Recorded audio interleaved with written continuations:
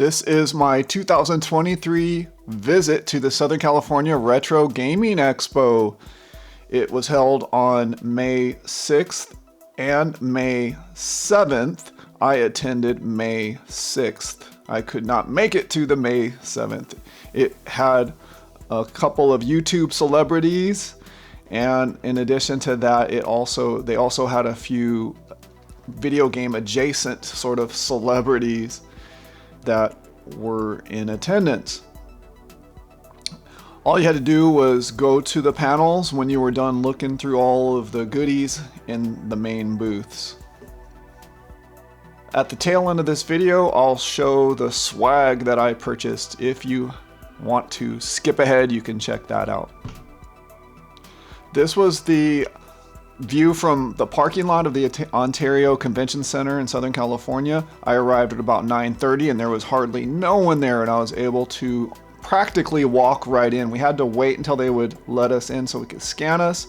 This was some pictures I took of the Halo dude, and just when I first got into the place, I made a few purchases and I had to zoom back out to my car. I didn't have anything to hold them in, and when I came back, this is what I was presented with. I had to wait back in the long line in order to get back in. I did see people with a lot of backpacks and wagons and that sort of thing, but I didn't have anything to carry anything that was heavy, so I just made a few trips to the vehicle. As you can see, there is some cosplay with little Pac-Man and the Ghost, and that was when I was leaving. And when I first walked into the event, I was wanting to know about the prices. Are they all different prices? Yeah, so these ones are $250, this one's $300, this one's $180, these ones are $220, these ones are $230, this one's $220. These are special, right? Or they have the transparent cases? Yeah, they're all special. I've got multiple of them. Okay. So yeah, this one's selling all day for $350, but these two have gone up to these two are kind of the more coveted ones right now. I remember seeing these for much cheaper at other retro video game stores. I thought it was interesting that some of the vendors brought in furniture to hold all their stuff and made it look vintage with all their shelves and everything, and I thought that was cool. I do. What was your name? Nick Budson. Oh, can you tell me a little bit about your game?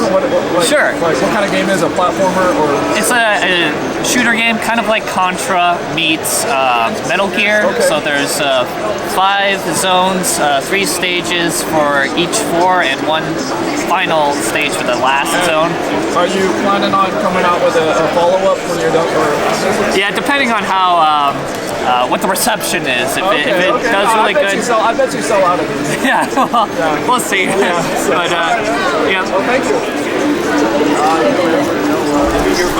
So I just grab any one of them? Yep, anyone you want. Okay, all right. Thank you, I appreciate it. Thank you. Yeah, it's nice to meet you. Yeah, nice to meet you. And I had never seen cartridges that big, and I was asking him, what the heck video game system is that for? And it's for the Neo Geo. I was like, wow, those are huge. And then you could always buy artwork and things over at the Retro Gaming Expo, and there's a lot of people selling art, and these weren't bad, 10 bucks a piece. And I just wanted to show really quickly what one of the panels would look like, how big the auditorium was. And then I just wanted to zoom over and show right next to that room was the other panel that was going on, and this room was completely dark. The camera sort of lightened that up, and they were watching a little video there. And then back to the convention. And this is kind of an overview of from the back side looking forward to the front. And you can see a lot of the panelists were on the right side. One of the first things I purchased on Saturday at the 2023 SoCal Retro Gaming Expo was this board game Frogger. And he told me it was complete. I kind of took his word for it.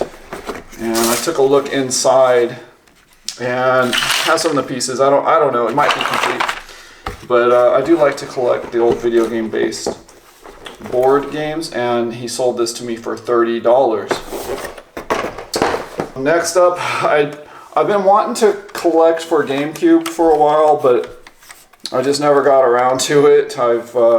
Anyway, so I picked this up for $75. I had to basically trust that it works. I haven't tried it out. It came with the power supply, the cables, and one controller. And it's nothing special, just a GameCube, but a lot of the other GameCubes that were probably much more rare were going for $250, $300. And then while I was there, I came across, I was just kind of pricing things out, and this actually, it wasn't the same guy I bought the GameCube from, but it just randomly looks like the same color. And yeah, if you look at it.